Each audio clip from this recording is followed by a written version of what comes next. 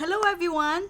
Welcome back to another episode of Litol Women! Woohoo! Yay! Today we're going to talk about people who support us, our allies, people whom we trust. So we will be talking about friends.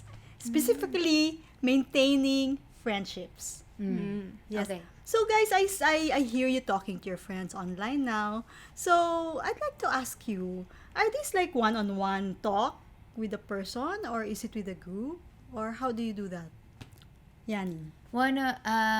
Usually with a group because I have my high school friends and my college friends, and we're the ones who usually have a regular friend video call session. And for other groups, usually we plan it, and then for parang one-on-one, I think that's really rare for me to have like one-on-one video call with certain people. Mm-hmm. But it depends on the situation. I find it a bit awkward kasi pag one-on-one and you're not super close. Ah. Yeah. So that means you're not the friend level of that person. It's like maybe acquaintance. Pero friend. Yeah, kasi Friend. if you video call, it's already like a window to your personal space, which is my room. Right? We're all in our room, in our personal space. So, parang I don't find it like, it's like inviting someone to your house in the pandemic. Oh. Ah. Because you're always in your room. It's like they already see your room. Yeah, I know. So, it's kind of like, wala na ba akong sarili ko? Like, it's my space, my room, my pajamas. Oh, so for me, I have friends that most of my friend groups are low maintenance. So we talk sometimes. We don't usually call, like have a specific date to call. If we do, we plan it like on breaks, something like that. But I usually have at least one friend that's high maintenance. Yeah, I don't know. It just keeps me alive to know that there's a person. Yeah, but most of my low maintenance friendships are stable. Like Yeah, I hear you say this low maintenance, high maintenance. Sometimes, Yani, when you tell me, oh, low maintenance, I'd say, what? For me, kasi when you say maintenance, it's like the material, the maintenance material Oh, okay. thing.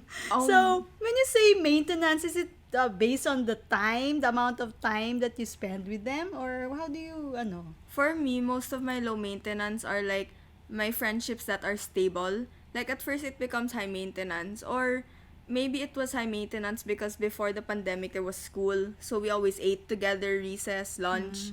But now it became low maintenance, but it's still a high quality friendship. Oh, Yeah. low maintenance but high quality. Yeah. Yeah, that's good. I'm a low maintenance friend. Like, they don't need to check up on me every day.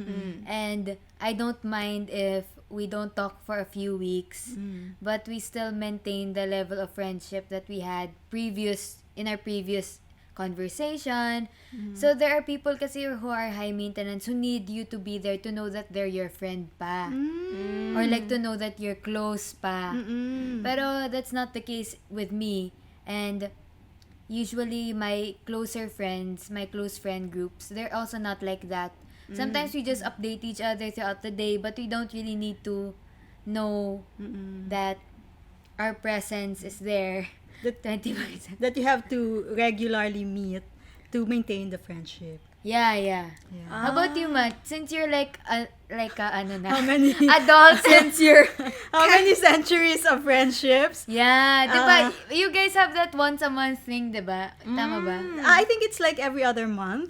Oh, And if there is an occasion like Christmas, yeah, I have friends. Actually, all of my group friends are low maintenance. If you say you talk about low maintenance according to time we spend with them, it's just that yeah, they're really low maintenance. Actually, if someone sets a date, we really don't have. If we cannot make it, then we just say we can't make it on that date. You go ahead, guys. So maybe I'm in that.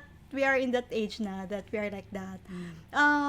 About being obligated to be with the person to maintain the friendships, I think I'm past that already. Come to think of it, because I'm really happy, with this with friendship things, because being a girl, they say that you really need women around you. And come to think of it, I have a group of friends that we were together since grade school. Yeah. Comment And down then- below. Joke lang. If you're them, joke lang. No, actually, I have one friend talaga since grade school. And then, we formed talaga yung pack from high school. Oh, talaga? Additional people in high school. And we are really Okay. very close-knit. Yeah. So since we all probably have a lot of friend groups, do you guys have like a main friend group that you focus your time mostly on? When it comes to time, I really don't need, in my case, as I said, I really don't need to spend time with them to be close to them. It's just that if there is something specific, this is like the type of friendship in which anytime you can ask them anything. You cannot be, you don't get jahe or something like, Jahe! or, is that your term? What's Jahe? Awkward. We don't feel awkward if you ask them out of the blue. You ask them and then parang it's like this Weird. person needs something lang, that's why that person contacted me this time. So we are not in that kind of level. We just anything we can ask the specific friend for a specific question. So how about you? Do you have like a main? I don't have a main kasi I don't know if you call it main, but I have different friend groups who I know this is appropriate to talk about Based on the topic. based on the topic or like kasi I have my college friends, right? And we're all in the same course. So, it's more appropriate to talk to them about like specific stuff about career than it is to talk to my high school friends. Pero they kind of know the same thing, but it's just different degrees of it. Just because my high school friend group has this knowledge, and then my college friend group has this knowledge. Not to downplay anyone's knowledge, pero parang I'm more comfortable sharing this to this certain people kasi we experience this together than to share this to a certain people. Pero they know the same thing more or less kasi the level of friendship is like that na rin. Oh, How about you, Ali? Do you have like specific topic for a specific group of friends? I do actually, but I have a friend group wherein it's like anything random. And then I have like a professional wherein I ask them like organization stuff. Yeah, and then like cuento, and then there's a friend group that I play games with. So, yeah, I think same with Yani. Depends on the topic. But I do have a main. Maybe it's because I'm just in high school and like your friend groups are separated in like grade school, high school, college. So I haven't met everyone. So maybe that's why I have one main lang. Yeah, that's what I was gonna ask, Mom. Kasi I think we're both in that stage na because our activities are still kinda segmented. Because we hindi pa siya parang life eh. It's just like high school, ganyan. So sa sa side mo is it more of paano siya naging parang friend, like this is your friend group in general? Kasi parang us, it's still kinda segmented based on our experiences, ganon. Pero yung mga friends ko, I feel like they're gonna be my friends for a very, very long time. Yeah. Parang you are still creating experiences with them. Yeah. To be like the friend. The friend. Yes, for life. For life. So in my case, it's as you mentioned, it's not. I don't think it's segmented. So it's halong-halo kalamay. Like for this group of friends, I can talk about the same topic. Because I think maybe because in my case, because of our age, we have the same concerns already. Basically, kids. Yan, kids and household and work and what we feel. We women who are like just want to talk about so many things. What are the newest exercises? Sino yung mga artista? So anything under the sun. we talk Little about. Women. Yeah. So yeah, and then it's so heartwarming to be. Ako every time I talk to any set of my friends, it's really heartwarming for me kasi it's like, it's just like you talk to them and then it's like, oh, my friend. Parang ganon. Oh my gosh, when I listen to their kwento, like, kasi, you're kasi I don't, hindi, syempre, you're like cooking in the kitchen. It's like Oh, yung yeah. mga, yung mga kwento na you just kinda over here, it's like sometimes I hear the same kwento in a different day. Like, naalala mo pa si ganon? No, diba? Siya yung nang ganon. And then the next time they have a reunion, I'm like, ito na naman yung kwento. Ito na naman siya. Whoever this person is. Yeah, we have the same baon. Oh, yeah. Kwento baon. Yeah, it's good. So, my advice, nagbibigay na ako agad ng advice, is that you maintain friends, especially women friends. I don't know about you guys having guy friends, pero parang unluckily for me, parang wala talaga akong yung super close guy friend. Talaga? You have a husband. Oh, yeah. You forgot! You forgot! Yeah, actually your dad could be my close guy friend. Well, Really? Really? But yeah, it's but come to think of it, I had before, but we didn't stay really long. But isn't it like it's kind of weird if when you get married? Oh, yeah, If gonna- you're supposed to maintain that type of friendship with, I mean, a guy ha. I don't know if you're. I hope it would be. I don't know. Pero ba, I don't know. Is it appropriate? Do you think it's appropriate? If it's a gay friend, I think that gay friend will also be busy with other gay friends. Yeah. They wouldn't. I don't know. No, like, how about a straight guy friend? Like, And then a straight guy friend, and then you have a Your relationship, yeah. or you're getting married. Yeah. Parang it's kind of awkward. I wouldn't want Your friend? my husband to have a To worry. straight girlfriend during when we are married. Oh, when you put it that way, I was like, Oh! Parang, hello, what's she doing there in the phone? pero, that's kinda, smart. that's kinda, pero I think in an ideal situation, with the partner, like, hindi dapat same level with a different friend. You can have friend na guys or girls, diba? Like friend, like in the same group, or like co-workers, ganon. Pero parang weird, it would be weird for me if it's the same level of closeness As a significant as other. you, Yeah. as a partner. True. So you could be like casual friends. Oh, yeah. You can have casual friends. Yeah. With the opposite sex or. Oh my gosh, I can't believe it, because I'm thinking, how about all of the guy friends that I made? When you have a significant Yeah, other na. like, I would... But you're not really that insane with them, are you? Yeah. nga, hindi naman. Yeah. I mean yung yung pinaka-close ko has a jowa na same group. Oh. So, Oh. and like, yung mga close ko is jowa of my, girlfriends. Like, yung mga close guy friends ko. Ikaw, Ali. Gets ko Ano? na. What is your thought? What are your thoughts? Sa mga friends ko na nanonood, i-comment niyo yung thoughts niyo kasi this is a conversation. Thoughts sa ano, ha? Ay, parang hindi siguro. I shouldn't ask you. Bakit? Di ba sa yes? Oh, what are your thoughts? So, if you're going to have a significant other, and then that person has a very close girl na friend, Oh. is that okay for you? I'm gonna watch the girl. I'll trust the guy or girl depending on Yeah, you really. I'll be like, who are you? I'll be like, Really? You're Oh my really, gosh, yeah. it's I think kinda- you're really gonna be stalking that person. yeah, I'm gonna Person. keep an eye, but I'll let him.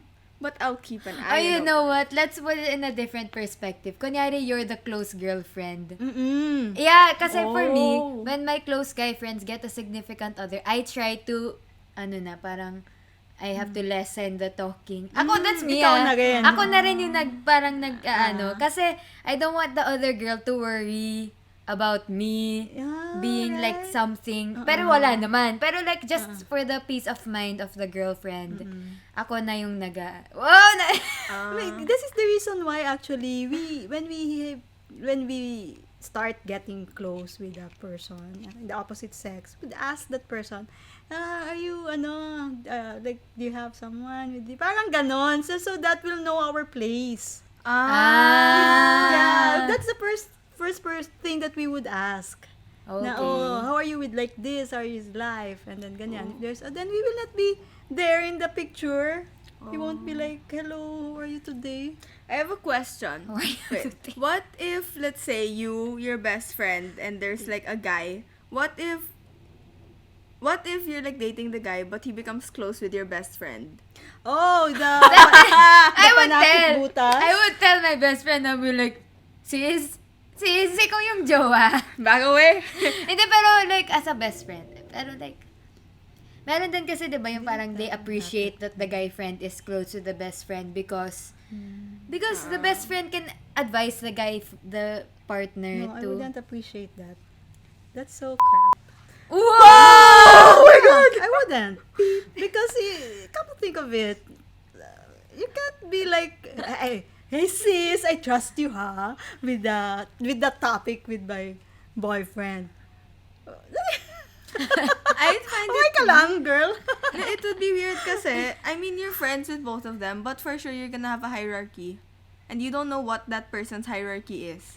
Oh, it's like, it's like, I think it's kind of awkward, parang, the best friend mo yung guy, tas the guy started to like the best friend of you. Yeah, it's so mean. Best friend mo yung guy. No, the guy like the best friend. Your other girlfriend. Yeah. So, But do you like pero the guy? Hindi. Pero ikaw yung best friend first. Ow. Why not? You'd be happy for them. Oh, yun you nga. don't So, like- you're gonna have to cut ties.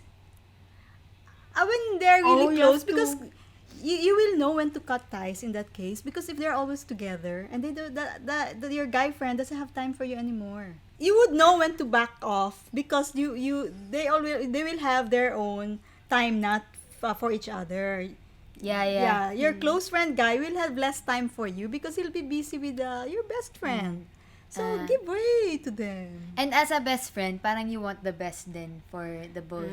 Yes. You would know, like, if you should start, you know. Yeah, and come to think of it, your best friend is not the only world that you are living. You're also doing other things, you know. My The person goodness. shouldn't be needy with the friend. When there's friendships, when there's friendship, they should be not needy with the other person, for the other person to go around. Okay, I have a question for you. Like, maybe I don't know in your age, like you have this close friend, and then you feel that your close friend is having friends with other people. So how would you feel about that? Boy or girl, ha, na friend? Yeah, in general. Yeah, like for example, you're always together. Then maybe that person went to an org, and then that person doesn't have time with you anymore. Gets. Oh, parang palabas lang. So how would you think about that? Let's start with Alee. Do you want to answer the question? I feel like I'd overthink, but I'll like see how it's gonna go. I feel like cause my close friend is a girl, so I feel like she'll tell me what happens. But either way, go be happy. I like that you're meeting new friends, getting new opportunities, living the best life, gets growing. Ganon. So, grow. I like it when you grow. Pero have you experienced it na? you Feeling ko she's experienced? talking about it in a Ideal idealistic. Yeah, ideal way. Like Have for I example, you are left in the cafeteria by yourself because the other girl will have to join the Other group. other group, and you'll be like, oh, me and my baon. Grabe. That's so mean. Me and my baon. It would be mean, right? Your friend should ask you to tag along. No, I feel like they should schedule it so that you know. Like at least let them know. Yeah. Yeah. I think that's not the friend is not would not be considerate if that person would just leave you and you know that you'll be alone for lunch. Yeah. I think that's not a good example. How about you, Yani? I don't like that example. I mean, kasi in high school, that kind of rarely happens because you're classmates. And after the next year, you guys know that you won't be classmates na. So, it jumps every year, like your friend group. So, just depends na lang sino kasama mo for lunch and recess. Pero my lunch and recess friends change din depending on... So, I see my friends then kasi go in different groups. So, in high school, I wasn't super attached to certain people. Sa last year ko na lang kasi I feel like that's really the last year. So, I have my high school friends from my last year. And then, sa college, I think I felt kinda left out for certain... kasi most of my friends are in a certain org na hindi ko sinalihan. And, syempre, minsan I'm like, I respect their conversations na hindi naman kasi ako part of the org. So I'm Yeah. just kind of like, I listen. I don't really ask that much kasi mayroon din certain confidentiality yung organizations. Pero I'm glad that we're still together. Now. Yeah, now. Ah. I mean kasi there are other experiences that still put us in the same friend group. Pero I understand na sometimes, syempre they have their own life. Like, I'm not their world and they're not my world. Meron din kasi akong experiences na they're not part of. So what I do in my case, I just make kwento. Like, this is that person, or when I introduce, like, this is that person, or I just make kinda the kwento in a way na involved din sila. And I update them. Pero, I don't know, that's kind of a tricky situation kasi I always see that in high school movies, yung parang naging popular yung isang friend, tas yung isang friend di na siya popular. Tas di na sila naging friends kasi iba na yung friend. I think friends stay friends. Like, even if they go out to do stuff, is when they update each other about that stuff. Yeah. I think like you also outgrow a friendship. Yeah. So, like what you said, na maybe that person is busy in a career, new career. So parang I don't know, you have to leave the friendship. Yeah. Because we have How do you grow? Parang ganun. with a friend Yeah. or without the friend. With the friend, if You hindi know- na kayo hindi na kayo. It's like this. Based on my experience, I have this very close friend since grade 1, my gosh. And then somehow after college, we didn't really get in touch for so many years until we had the chance to get together. And then, yun lang. Bigla, yun. Yun na, balik na kagad ang friendship. We don't have to grow it. Oh. But, yeah, so may ganong happening in one's life. Yeah. Like, my college friends, especially with my college friends, kasi, di ba, the others, most of them left the country. So, it's just actually because of the platforms, social media platform, that we got together again, we kept updated. I appreciate the platforms, actually. Come to think of it, even if they say that they're getting the information, but Wow, like so, yun lang ang ma-share ko sa inyo. Yeah. I think it depends din eh. It's a very tricky question kasi it depends on you. Which Or- one is tricky? Yung if you, how are your friends, like, yung situation natin na parang iba na, like, You mean to say like the outgrowing? the friendship. outgrowing the friendship. And I don't think you should take it against the other person if they outgrow you or if iba na yung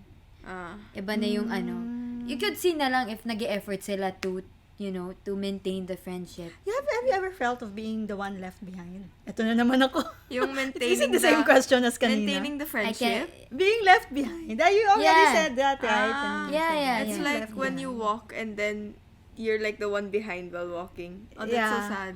And then you Yeah. stop and then they don't realize. No. Parang I haven't felt it. Sa'yo? Being left behind. in the I friendship. don't think you can feel anything. Yeah, maybe I don't You're really, manhead. I don't really see it if I'm behind or in the front. Oh. Yeah. It pays to be It's just little. like, figuratively, diba? Hindi naman to yung parang naglalakad kayo tapos na-confuse na tuloy ako. Why are you Figuratively. friends with your friends? Why am I friends with my friends? Because there are situations that we've gone through now we can only relate to. That's why I'm friends with my friends. And I appreciate my friends kasi iba yung, especially yung college friends ko, iba yung namin eh, iba talaga yung interest namin in the field. But we still share it and we still maintain our friendship na ganun. And it's not yung parang hindi talaga siya high maintenance eh. It's just what you're experiencing, what you want to share, you can go ahead and share, and it's just a safe space. Oh, yeah, true. Like that. And in my high school friends then, I think it's because we went through high school together with all of the turning point of the boys and the different events, prom, ball. Joke. Ikaw ay Ali, why are you friends with your friends now? Well, I agree with Yani kasi since we're like a high school friend group, it's because we've gone through so much through high school. And I think it's because it's like also a safe space. It's not a friendship na you're forced to give something or you're obligated because you're friends. It's more like we do things because we love each other and because we see each other as sisters. Wow. Nax. That's very mature. Deep for your age. Nice. No, I'm just Joke lang. I'm not demeaning your friendship, but that is really the start of pure friendships. Wow. How about you, Ma? Why are you friends with your I with don't- the I don't know. titas? The titas are our number one supporters, so we Yeah. appreciate Solid. titas of Ooh, Manila. solid! One day Solid we're gonna friends. have them No, on the. you mean to say the podcast. Bayans? Yeah, the Yeah, Bayans and Bayans. all of your And my high school, grade school friends, the Momshies, the Shout Mommy out. Bells, Wow. the Smash. Yeah, yung mga Smasher badminton, besties. badminton friends. Yeah. Mm-mm. Why am I friends with my friends? Why we stayed for so long? Yeah, what's I the think- secret? The secret? I think it's the chumminess. What's chum? Your chum, It's your attitudes. it's your chum with each other. Comfortable? Yung parang, It's like you feel already the person. It's like when you stand something in a place and then there's another person with you and you're watching this event. And then how would you know if you'll be friends? You will be comfortable with that person. Kaya strangers kayo or acquaintance. You're not really very close. How kaya? Like for me, naiba na ba ako? But the thing is, if that person has the same kind Vibe. of wavelength, Yeah, vibe. yeah. I mean, Yeah, vibe yeah, with yeah, you, yeah. then you'd be like, cool, this person is cool. Parang ganon. yeah. One thing kasi that turns me off, like with a stranger, is if that like we're just standing like that. And then the person has so many comments so many complaints about so many things. That really turns me off. And then I'd be like, nega. So I'll just look at other people who would Negative. be vibes. So with me. what's your turn off? Like with a person that you think you could have been friends with, what do you think is a turn off? If they degrade, I mean, if they look at me lowly. Are you? Or other people? No, if they look at people lowly in general, like if they don't treat people like if they don't treat people fairly, or if they think na mas magaling sila. Oh, out there of is the everyone. sense of arrogance. Oh yeah, the sense of arrogance, superiority complex, especially if hindi siya sa situation. Like, di naman siya on a pedestal in that situation. Like, di naman siya mentor, hindi naman siya it's just like, galing, like, ano ka la? Ano ka? Okay. No judgment, ha? No judgment. It's Yeah. just like, I think it's just the extreme side of that.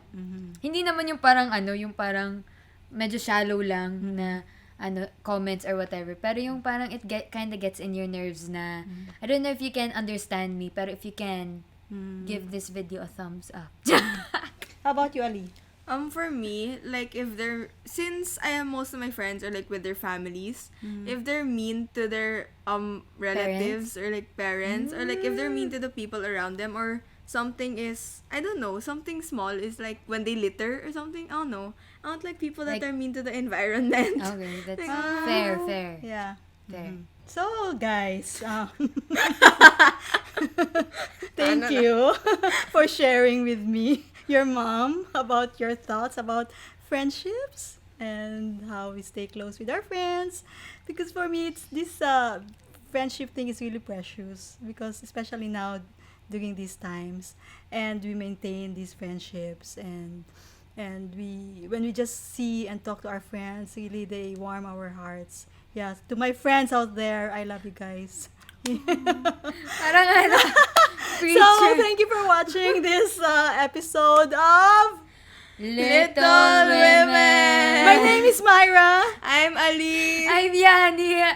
and thank you for watching this episode of Little Litol Women. Bye!